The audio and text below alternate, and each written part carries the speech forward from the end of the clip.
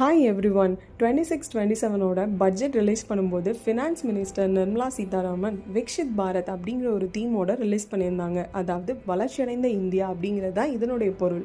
இது என்ன விஷயத்தில் கவனத்தை செலுத்துது அப்படின்னு பார்த்தீங்கன்னா, பொருளாதார வளர்ச்சியை துரிதப்படுத்துதல், குடிமக்களின் விருப்பங்களை நிறைவேற்றுதல், உள்ளடக்கிய வளர்ச்சியை உறுதி செய்தல்.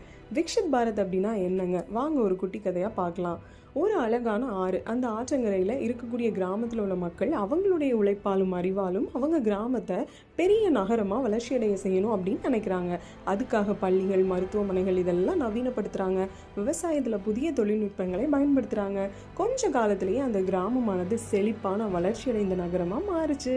ஸோ இதுதான் விக்ஷித் பாரத்.